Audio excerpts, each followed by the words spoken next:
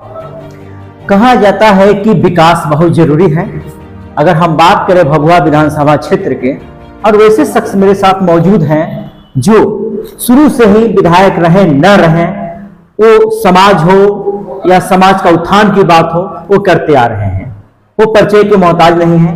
वो हमारे साथ मौजूद हैं भरत बिंद, और कई पार्टियों के साथ उन्होंने चुनाव भी लड़ा और थोड़े मत के लिए हार भी गए, फिर जीते भी, लेकिन जनता का जो प्यार स्नेह है लगातार मिलते गया और बढ़ते गया। भरत बिंद जी, पहले तो आपका स्वागत है न्यूज में। धन्यवाद है आपको।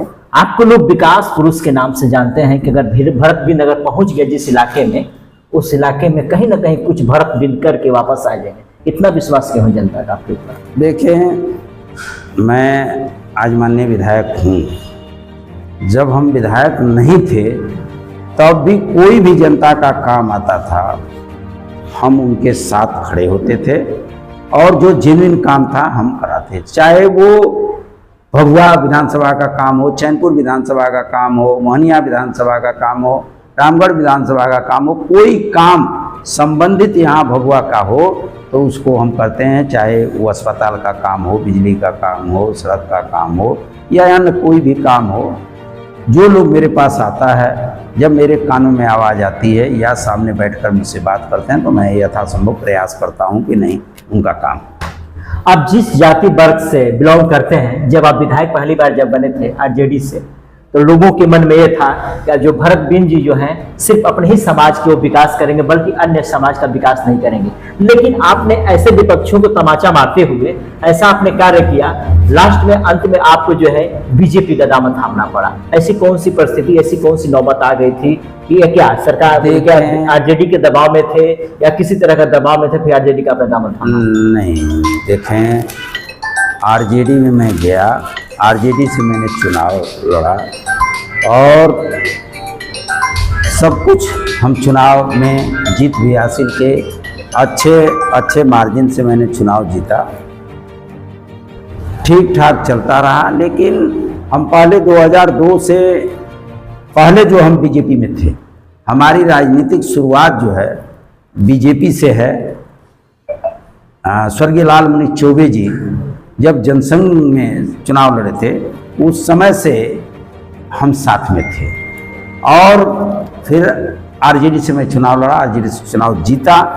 जीतने के बाद देखा कि काम ठीक से जो जिसके लिए जनता के लिए मैं हूँ, तो जब काम नहीं हो रहा था और काम जो है एनडीए सरकार, देश के प्रधानमंत्री आदरणीय नरेंद्र मोदी जी जिस तरह से काम कर रहे हैं, उनकी जो सोच है, उनकी सोच ये है कि जो नीचे तबके के गरीब लोग हैं उनका उत्थान किया जाए, तभी देश का उत्थान माना जाएगा। इस सोच के तहत उन्होंने हर वर्ग में गरीब लोग, चाहे वो किसी भी जाति धर्म के हों, गरीब हैं तो उनके लिए वो जरूर चिंता करते हैं। मुझे लगा कि नहीं, आदरणीय प्रधानमंत्री नरेंद्र मोदी जी की जो नीति सिद्धांत जो ये काम कर रहे हैं, इधर जो है प्रदेश के मुख्यमंत्री आदरणीय नीतीश कुमार जी, उप मुख्यमंत्री आदरणीय सम्राट चौधरी जी, उप मुख्यमंत्री आदरणीय विजय सिन्हा जी, जो चिंता करते हैं गरीब लोगों के, जो समाज में अभी तक जो है उनको मूलभूत आवश्यकता से वंचित हैं, उनको डेली वो लोग इस तरह की बात करते हैं। सदन में जब विपक्ष जवाब करता है, क्वेश्चन पूछता है, तो बखूबी जो है वो लोग रिकॉर्ड के साथ जो है उसका जवाब देते थे। हम भी सदन में बैठते थे, विपक्ष में थे।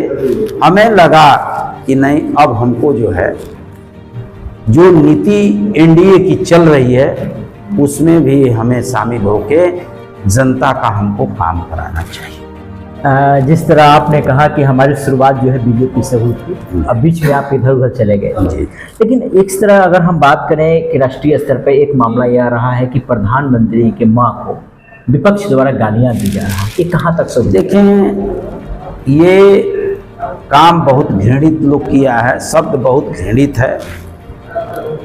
आदरणीय प्रधानमंत्री नरेंद्र मोदी जी की माँ आज हम लोगों के बीच में नहीं है, और वैसे माँ को गाली देना और शब्द बोलना मंच के माध्यम से, जो वोट अधिकार यात्रा राहुल जी ने किया, उस दरमियान ये गाली दी गई जिसका पूरे देश की महिलाओं ने विरोध किया। और एक मां को गाली देना, देश के जितनी मां बहनें हैं सबके दिल में बहुत दुख है। हम लोग जब इसका आक्रोश मार्च हम लोग जब निकाले तो देखे कि तमाम महिलाएं जो हैं जुट जाती थी और वो खुद बोलती थी कि इनका जवाब जो है हम लोग आने वाले चुनाव में देंगे। ये देश की टोटल महिलाएं, माता एवं बहनों ने ये बात कहती थी हम लोगों के सामने। जिस तरह एनडीए का जनाधार बढ़ रहा है तो नहीं लग रहा है कि विपक्ष के बीच बौखलाहट है? ये तो बिल्कुल बौखलाहट है, तभी तो वो लोग कुछ इधर उधर की बात करते हैं। जो बौखलाहट में रहता है वो अपने संयम को खो जाता है। अब संयम में खो के मर्यादा को खोना ये संविधान के अंतर्गत कहीं नहीं माना गया है। अधिकार यात्रा निकाला जा रहा है, आपको वोट चोर कहा जा रहा है, तो गरीबों का नाम काट दिया जा रहा है वोटर लिस्ट। नहीं, अभी एनडीए की बहुत बड़ी बड़ी सभाएं हुई हैं, कार्यकर्ता सम्मेलन, उसमें जो है मंच के माध्यम से पूछा गया कि आप लोग बताइए, इतनी बड़ी तादाद में यहाँ उपस्थित हैं, क्या किसी का नाम जो है गलत तरीके से कटा है? तो लोगों ने दोनों हाथ उठाकर ऐसे ऐसे कहा कि नहीं नहीं नहीं, किसी का नाम कटा है, जिसको चैनल के माध्यम से आप देखे भी होंगे, आप सुने भी होंगे। एक व्यक्ति अभी तक खड़ा होकर नहीं कहा है कि माननीय विधायक जी, हम लोगों का नाम जो है कटा है। कटा उसी का नाम है जिनका डबल जगह पर है, जो 20 साल से मरे हुए नाम वोटर लिस्ट में चल रहा है, वही नाम कटा हुआ है। जो लोग गलत हैं, 2 जगह 3 जगह 4 जगह नाम है, वो नाम कटा है। जो मृत हैं, काफी दिनों से उनका नाम वोटर लिस्ट में चला रहा था, यही नाम कटा है। क्या लगता है कि जनता को गुमराह किया जा रहा है ऐसे कह के? क्या बिल्कुल, वो अब दूसरा तो मुद्दा है नहीं, विपक्ष के पास कोई मुद्दा नहीं है। विपक्ष जो है बिल्कुल बौखलाया हुआ है और तरह तरह का आरोप लगाया गया कि वोट चोरी हो रहा है। भाई, वोट चोरी कैसे होगा जब आम नागरिक का उसमें वोटर लिस्ट में सुरक्षित नाम है ही है, और प्रजातंत्र लोकतंत्र है, वो जाकर अपने मत का प्रयोग जब करते ही हैं, तो फिर वोट चोरी कहां हो रही है? अब कहीं चोरी नहीं हो रही है। बिल्कुल जनता निष्पक्ष होकर अपने वोट का मताधिकार है उनका, और जाकर उसका प्रयोग करते हैं। थोड़ा आपके कार्यकाल पर हम लोग नजर डाल लेते हैं। अभी तक भभुआ विधानसभा की तकदीर कितनी बदली है? देखिए, तकदीर तो बदलती है, वो तो प्रकृति का काम है। तस्वीर जरूर बदलती है। तस्वीर बदलती है कि जहां पुल पुलिया नहीं है वहां तस्वीर बदली, पुल पुलिया हो गई। जहां सड़क नहीं है, सड़क बदल गई, सड़क बन गई। जहां लोग परेशान थे कीचड़ से, वहां जो है सड़क बन गई। जहां बिजली के मामले में पोल नहीं गया था, बिजली नहीं गई थी, अब आज देख रहे हैं कि एनडीए सरकार चल रही है।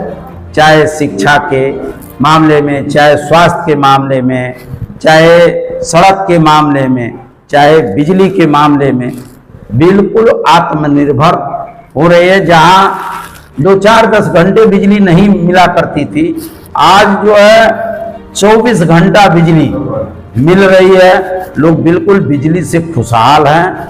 और जिन इलाकों में नहर नहीं लगती है, वहां भी आज धान देख रहे हैं कि बिजली के चलते, मोटर लाइन के चलते आज वहां भी संपन्न धान किसान लोग पैदा कर रहे हैं। आपने कुछ पुल पुलिया के बारे में बताया कि आपने कुछ चर्चा भी करी, 4-5 पुल जो मेरा रह गया था वो पास हो गया। कौन कौन सा? देखें, 1-2 पुल रामपुर में है, सबारगढ़ पर, और एक शिवपुर में। ये दुर्गावती नदी पर बहुत बड़ी बड़ी पुल है और 2 भगुआ ब्लॉक में है, एक कर्मी चक गांव में और एक मरचाव गांव में, ये 2 पुल मंजूर है। ये काम जो है सरकार हमारी खुद चिंतित है कि हमारे बीच जनता का जो है झुकाव है, जनता हमें चाहती है, हमारे काम से संतुष्ट है, तो उसी हिसाब से काम कर रहे। जैसे जनता का क्या मूलभूत आवश्यकता है? मूलभूत आवश्यकता है कि शिक्षा, चिकित्सा, सुरक्षा, सम्मान और रोटी, कपड़ा, मकान। इसके अलावा जो है मूलभूत आवश्यकताएं नहीं है, क्योंकि हमें शिक्षा चाहिए, हमें चिकित्सा चाहिए, हमें सुरक्षा चाहिए, हमें सम्मान चाहिए, हमें रोटी चाहिए, कपड़ा, मकान चाहिए, जो हमारी एनडीए सरकार बखूबी जो है मुहैया करा रही है। आपको देखने सुनने को भी मिल रहा है। प्रशांत किशोर का कितना असर मिलेगा एनडीए पर देखने को मिलेगा? जिस तरह जनाधार उनका भी बढ़ रहा है, लगातार कह रहे हैं कि एनडीए के नेता हो या महागठबंधन के नेता हो, सभी लोग भ्रष्ट हैं। देखें प्रशांत जी जिन लोगों को भ्रष्ट बता रहे हैं उन लोगों के साथ में रहकर काम किए हैं प्रशांत जी। हम ज़्यादा नहीं कहेंगे, लेकिन उनकी पार्टी, अब उन्होंने पार्टी बनाया है, पहले तो वो पार्टी नहीं बनाए थे और पार्टी कह रहे थे कि हम पार्टी नहीं बनाएंगे, हम जनता को जागरूक करेंगे। तो जनता को जब जागरूक कर लिए तो वो पार्टी बना लिए। अब उनके बारे में क्या कहा जाए कि अब क्या कह रहे हैं, ये उनका अपना मकसद है, वो अपना आरोप प्रत्यारोप लगाएंगे। विपक्ष में हैं तो जरूर लगाएंगे, अपना लगाते हैं, लेकिन उसका कोई ठोस सबूत नहीं है और बाद में उनको निराशा ही हाथ लगे। बिहार में कितने सीटों पर आप चुनाव जीतने जा रहे हैं? देखें, जो बिहार की जनता, बिहार की माताएं बहनें जितने एनडीए की तरफ आकर्षित हैं, तो आप सुने होंगे हमारे नेताओं का और कार्यकर्ताओं का कि 2025 चल रहा है, 225 सीट हम जीतकर और पूर्ण बहुमत से एनडीए की सरकार बने। फिर विपक्ष किस मुद्दे पर कह रहा है कि हम सरकार बनाएंगे? भाई विपक्ष का अपना काम है, विपक्ष तो कहेगा ही। विपक्ष ये थोड़ा कहेगा कि आप सरकार बना लीजिए, विपक्ष का तो काम है, विपक्ष अपना बात करेगा। लेकिन जो जनता को हम देख रहे हैं, जो जनता के बीच हम लोग जा रहे हैं, परसेंटेज जो है जनता चाह रही है कि नहीं, एनडीए सरकार बहुत अच्छी सरकार चल रही है, जिसके मुखिया जो हैं आदरणीय नीतीश कुमार जी हैं, आदरणीय उप मुख्यमंत्री सम्राट चौधरी जी हैं और उप मुख्यमंत्री आदरणीय विजय सिन्हा जी हैं, और देश में यशस्वी प्रधानमंत्री आदरणीय नरेंद्र मोदी जी की सरकार, एनडीए की सरकार की मुखिया वो हैं। ये दोनों डबल इंजन की सरकार है और डबल इंजन की सरकार में बेहतर काम हो रहा है और बेहतर प्रधानमंत्री और बेहतर मुख्यमंत्री, उप मुख्यमंत्री के नाम से पूरे देश में चर्चा है। ये आपको चैनल से भी मालूम होता है, पेपर मीडिया से भी आपको मालूम है। ये थे भरत बिंद जी और साफ तौर पर इनका मानना है कि इन्होंने मेरे सवालों का बेबाकी से जवाब दिया। ये कहा कि हमने विकास किया है और विकास के मुद्दे पर जनता मुझे वोट करेगी और बिहार में पुनः जो है एनडीए की सरकार बनेगी। अब यह देखना होगा कि बिहार की जनता फिर क्या एनडीए सरकार को अगर साकार करती है तो कहीं न कहीं बिहार की फिर तकदीर बदलेगी। इस समय बी न्यूज के लिए कैमूर से अशोक कुमार सिंह।